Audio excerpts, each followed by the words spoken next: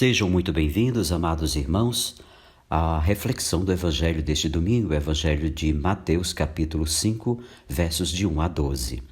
A felicidade dos pobres. Há gente vinda de todos os lugares. Isso denota que a mensagem de Jesus não tem fronteiras. Mateus pôs como destinatários das bem-aventuranças os cristãos das comunidades, às quais escreveu seu Evangelho. Vendo as multidões, Jesus sobe a montanha, que simbolicamente é o lugar de Deus e do encontro com Ele. A montanha recorda o Sinai, o monte onde foi selada a aliança com o povo hebreu, que saiu da escravidão egípcia. Foi aí que Moisés recebeu as tábuas da lei, o Decálogo, a constituição do povo de Deus. Jesus, portanto, está para promulgar a nova constituição do povo de Deus, um povo sem fronteiras e sem discriminações. Ele vai inaugurar a nova aliança com os pobres e marginalizados do mundo inteiro, revelando que Deus se solidarizou com eles a ponto de confiar-lhes o reino. O clima dessa nova aliança é o da confiança ilimitada que circula entre Deus e seu povo. De fato, no tempo do deserto, o povo hebreu devia permanecer longe do Monte Sinai, sem se aproximar. E Deus falava ao povo por meio de Moisés. Aqui os discípulos se aproximam do Mestre na montanha. E Deus lhes fala em Jesus, o Emanuel, que sentado ensina como mestre que tem autoridade. As bem-aventuranças são propostas de felicidade. A constituição do povo de Deus não impõe leis. Jesus simplesmente constata a situação do povo que o segue, pobre, afligidos e despossuídos, mansos, famintos. Também percebe o esforço que fazem para mudar a situação, misericórdia, solidariedade, pureza de coração, promoção da paz. Conhece as dificuldades e perseguições que enfrentam para criar a nova sociedade e os proclama felizes, herdeiros do projeto de Deus. A Constituição que Jesus promulga no Sermão da Montanha nasce da constatação das lutas do povo sofrido. Deus se solidarizou com ele, confiando-lhe o reino. Nesse primeiro ponto, a felicidade dos pobres. A primeira bem-aventurança, felizes os pobres em espírito, porque deles é o reino do céu, juntamente com a oitava, felizes os que são perseguidos por causa da justiça, porque deles é o reino do céu. São a síntese de todas as bem-aventuranças. As demais, versos de 4 a 9, esclarecem alguns aspectos dessas duas. A primeira e a oitava possuem promessas idênticas, porque deles é o reino do céu. Não se trata propriamente de uma promessa, mas de constatação do que está acontecendo. O reino do céu já é dos pobres em espírito e dos perseguidos por causa da justiça. Esses dois grupos, pobres em espírito e perseguidos por causa da justiça, constituem, na verdade, um único grupo. As demais bem-aventuranças trazem uma promessa futura. Serão consolados, possuirão a terra, etc. Contudo, não é de se esperar a realização dessa promessa no além.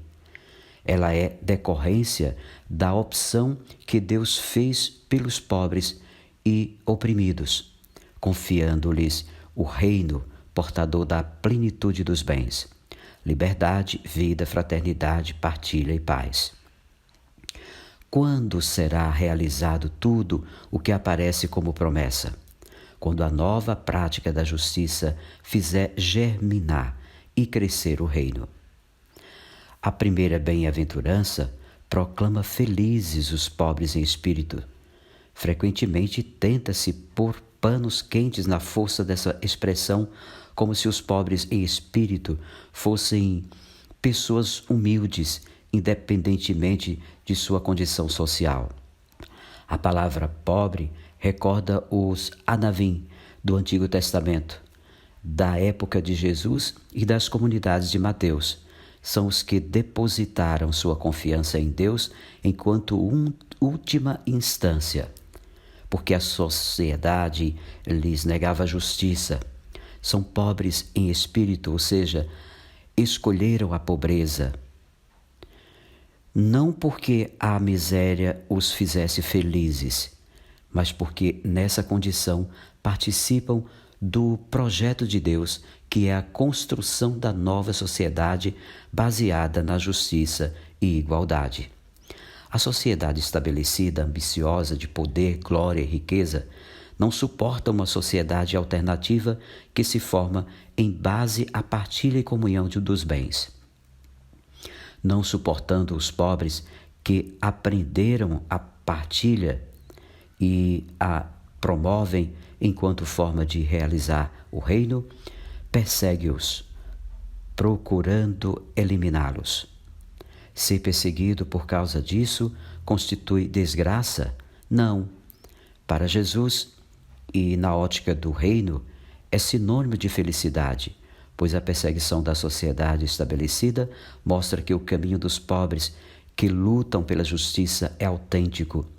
Deles é o reino dos céus. E, contudo, é bom lembrar que não se trata da perseguição por qualquer motivo, mas por causa da justiça do reino, e esta se traduz na solidariedade, igualdade e fraternidade. Aliás, a justiça é a chave que abre todas as portas do Evangelho de Mateus. Temos, assim, um critério claro para discernir se alguém é ou não pobre em espírito. Basta examinar seu compromisso com a justiça do reino e ver se está sendo, de alguma forma, perseguido por causa dela. A opção e a prática pelos pobres, nós podemos perceber no segundo ponto aqui, os pobres que entraram na dinâmica do reino são misericordiosos, isto é, solidários. Partilha e comunhão impedem que alguém retenha qualquer coisa para si. Nesse clima de solidariedade, ninguém passa necessidade. Quem dá, recebe, não só das pessoas, mas do próprio Deus, que entregou o reino nas mãos dos que aprenderam a repartir. É a primeira opção dos que entraram na dinâmica do reino, por tudo em comum. E por isso são felizes. A segunda opção é a pureza de coração. Para os semitas, coração é a sede das opções profundas que marcam a vida inteira. Para eles, pensa-se com o coração. Mateus 15:19 mostra que do coração das pessoas nasce toda espécie de opção, que contrasta com o projeto de Deus.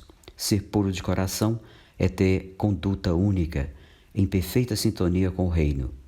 Essa bem-aventurança se inspira no Salmo 24:4, onde pureza de coração está associada a mãos inocentes.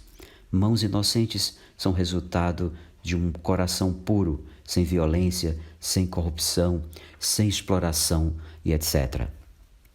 Os pobres do reino são puros de coração porque não se apropriam da vida do próximo, como os poderosos. Sua conduta é íntegra. São felizes porque, agindo assim, veem Deus, ou seja, experimentam-no concretamente na vida. Deus está presente em todo clamor ou sinal de vida. Quem possui essa pureza de coração o vê e o encontra a cada passo.